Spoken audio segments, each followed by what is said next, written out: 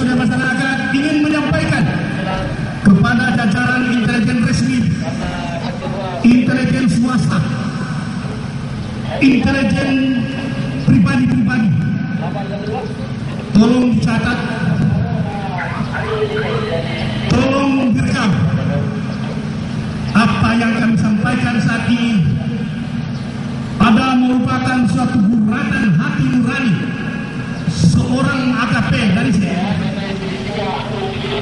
Dan ketika memanggil kami untuk berdialog terhadap solusi seperti apa penegak hukum, kami sendiri menyarankan kepada beliau bahwa ketika peranata dan piranti-piranti hukum ini dijalankan, kemudian Bapak menjadi sandungan, maka ada jaminan hukum bahwa polisi itu adalah warga negara yang baik, warga negara istimewa yang punya dasar untuk menyampaikan pendapat melalui undang-undang yang dijamin kebebasannya untuk menyampaikan pendapat.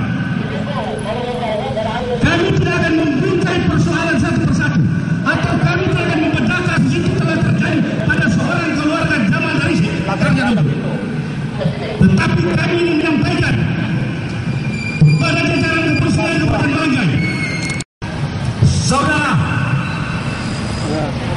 Jamal Darisi, Ajun Komisar Polisi, Sarjana Hukum, Jalan Magister Hukum, untuk bisa Kapolres dan seluruh jajaran kepolisian Kabupaten Merangkai yang saya sangat banggakan. Saya datang di sini bukan untuk mencari-cari kesalahan bapak-bapak, tapi saya datang di sini untuk saya menjelaskan nama baik saya. Saya merehabilitir nama baik saya, sehingga saya berani turun ke sini untuk masyarakat tahu bahwa saya ada kebenarannya. Saya 29 tahun berasal dari saya jadi seperti ini, tidak pernah Pak. Tapi ketidakhadiran ahli waris Amir Qasim, tidak ada hubungan hukum. Nur Sina Batiran hanya memiliki akta jual beli. Kalau memang Edi Anwar mengatakan adalah bahwa sertifikat adalah asli dan itu adalah penerima tertinggi, buka. Di mana hubungan hukum?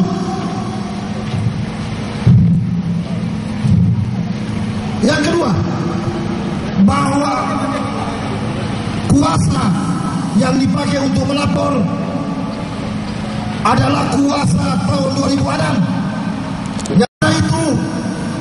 Itu tidak ada yang lihat Pak. Tiap malam mereka itu nangis saja membawa sama ibunya. Itu di sana diambil secara paksa. Bukan teroris, bukan koruptor. Dari saya tidak pakai uang dinas Pak. Jangan Pak, kasihan. Belum istri saya tidak diperiksa. Istri saya tidak diperiksa dalam pasal 170. Tidak terang berita pemeriksaan. Tidak terang berita penolakan.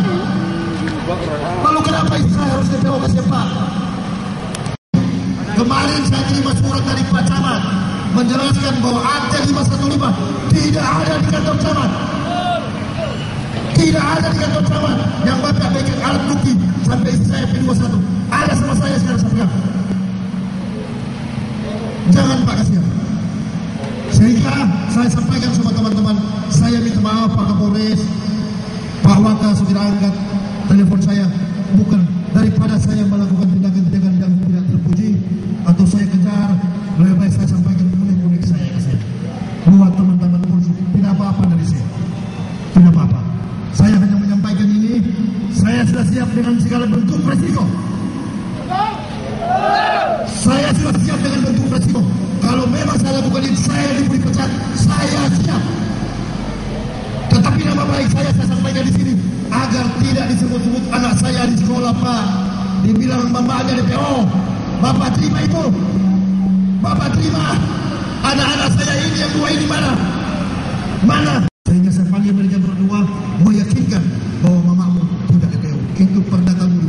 Kasus Kamboja, pohon Kamboja sama dengan Sendal Jepit Pak. Bapak tidak melihat peraturan Mahkamah Agung. Kerugian di bawah 2,5 juta dipilih Pak. Panggilan Yanuan. Peraturan Mahkamah Agung tahun 2012 nomor 2, baca baik-baik. Itu di bawah 2,5 juta, sedangkan kasus itu hanya 1 juta, Pak. Itu dipilih, tidak bisa dilakukan penahanan. Kenapa dipaksa kasihan? So tahu dipilih, kenapa dipaksa kasihan dari istri? Apa kasihan? Harta apa saya punya? Saya tidak punya apa-apa, Pak. Kenapa kok harus iri kasih saya istri? Memang gayanya sudah seperti itu Pak dari dulu. Kasihan ya. Bahwa mobil itu bukan usaha hasil mutasi saya. Dibilang saya mutasi ada bayar 2 jutaan.